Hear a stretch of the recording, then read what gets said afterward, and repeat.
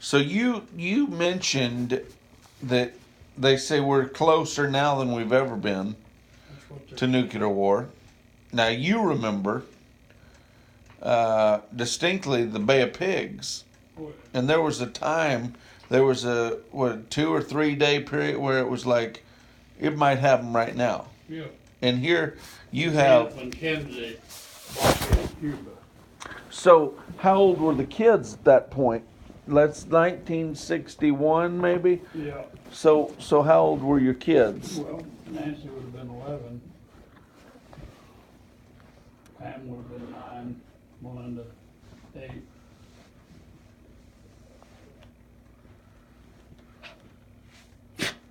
And Rory, Oh, I don't remember. but so Go from 55 to 59. okay, so you had a 2-year-old. If it was What I'm saying is 61, Melinda was born in 55, uh-huh. and Rory was born in 59, so So Rory would have been 2 years old in 61. So what are your? I mean, you're talking to great grandma. I mean, this is something you talked about, right? I mean, my dad and I were out in Wyoming hunting, deer hunting, so when this all happened. was it a concern? I mean, do you remember? Oh, hell yes, it was a concern. I had a little transistor radio that I was tuned into all the time, and that wasn't the only threat. The Russians had tested another nuclear bomb or something like that, and the fallout was coming right across the northern part of the United States. In other words, we were right where the fallout was at, in Wyoming. And my dad had an appendectomy, and it didn't heal right, so he went back to the doctor, and they did it again, and it still drained, didn't heal right. So before we went hunting, he told the doctor that I don't think the insurance should have to pay for this. And he said, if I came out to your house and repaired your leaky roof, and it kept on leaking, would you want to pay me for it? And the doctor said, come in when you get back from hunting. So he went in the Pratt County Hospital on a Sunday evening. And before the evening was over, they had done all the blood testing, and found out he had leukemia. Now, what he had done the year before, up in the mountains, he was really short of breath. And he was a smoker.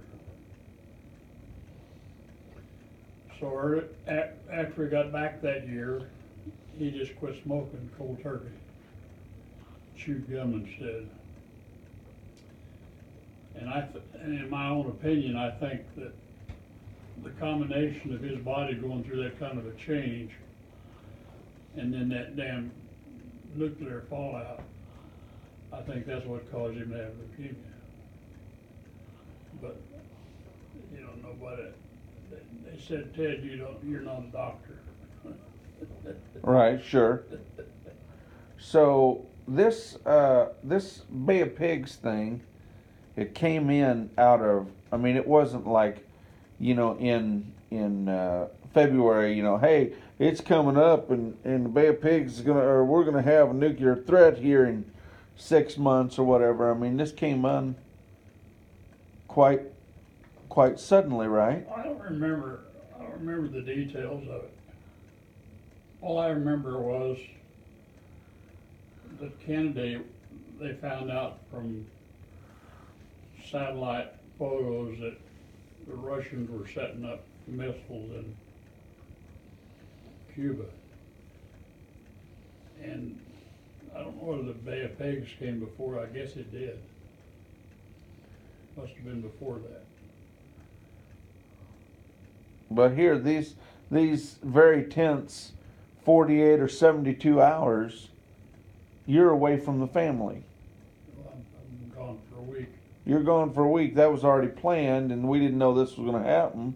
And so, what are your phone calls back home to Betty? I We mean, didn't make phone calls back then. really? That was still back when long distance was an expensive operation. Wasn't as bad as it was when I was in the Navy. When I was in the Navy, a call from California to Tokyo for 3 minutes was about $12. $12 money then? My God, that'd be Yeah, 150 or two. yeah, it was, well, you just didn't talk over 3 minutes. God. So I mean, is it just one of those things where this nuclear tension was going on, and then you just show up back home and say, "Oh, Betty and kids, I'm glad nothing happened." I mean, you weren't able to visit or talk about it at the time it was going on in real time. You know, I don't remember. I had a lot of faith in Kennedy, even though he was a Democrat. And I thought because he was younger than most presidents, he had the guts to go in there and do what he had to do to get it stopped. And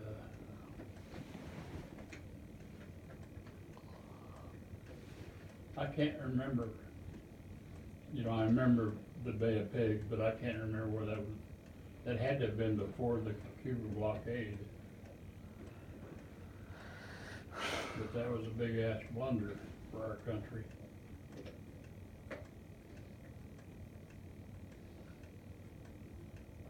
You just don't remember having the hard conversation with, because Amy and I have talked about, holy crap. I mean, what happens if, and I'm not saying Kansas is going to be, but I mean, I don't care. What if a nuclear bomb went off in North Korea? Wouldn't there be some kind of, like you said, fallout that's going to spread around? There's going to be a cloud and fallout depending on which way the wind's blowing. Right. And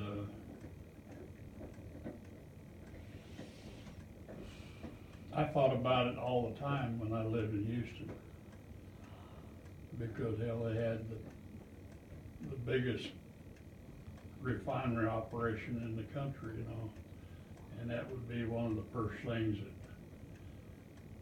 that an enemy would want to destroy, would be your energy supply. Mm. I thought, and that's, and once I moved up here, I have a sense of safety, because I don't think there's anything around here that they would go after. But back in the 50s and 60s, there was. This whole area was surrounded by IBM missile silos. And, I presumed an enemy would want to try to destroy those before they were deployed. Mm. In other words, when I was still working as a test boardman in Pratt in '60, we had special circuits that went to all these missile silos, and there was one down around Harper, and they just encircled this whole area. We used to drive by one up when we were going back from here back to Missouri on I-75. But, I don't think, with a treaty with the Russians, I don't think that those things are still there. I'm sure we've got IBMs up in the Dakotas and Montana and places like that, but when they got this treaty with Russia, they each had to agree to do away with a bunch of that stuff because it was just too much of a threat. Not the either country too much threat to the world.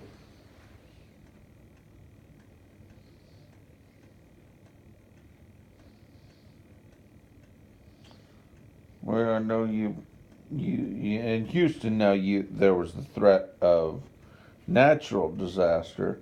There was some hurricanes that you weathered, right? Yeah. But Sure. but there wasn't never.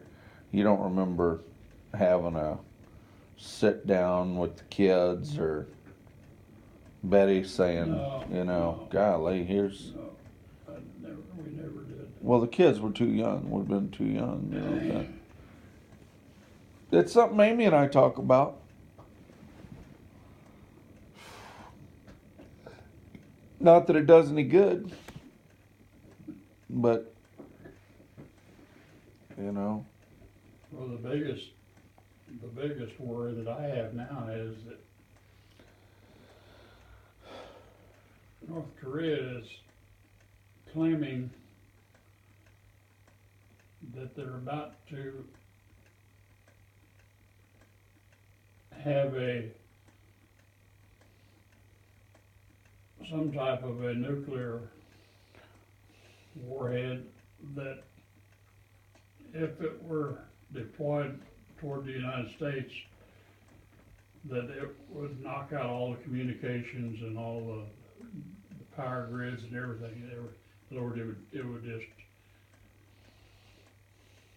totally mess up everything in the country. We can't live without electricity. My niece up in St. Joe, Missouri, talked to her last night, and she said that they had 15 below there. She said that their power was out for a couple hours, and her cell phone battery was low, and she couldn't call anybody. I said, well, you have a landline, don't you? Yeah. But it's with AT&T on DSL where it's not on a hard wire to the central office, and you lose the power, you lose your telephone. Now Melinda's in that situation now because she gave up her landline. If we lost her power for any length of time, she'd be without a telephone unless she had her cell phone charged up. Right. No, ours has battery backup, but I think it's less than 2 hours. Yeah, well, the good thing about them, most everybody has a car charger. No, you're right. You can go out and charge up your battery in the car. But those are things to think about. Melinda, I guess we were talking about due to the cold and what could happen to the power that I needed to fill up my car. But by the time we were talking about doing that, it was down to 6 degrees and she didn't want to get out and do it and I didn't either. So I don't have a full tank of gas.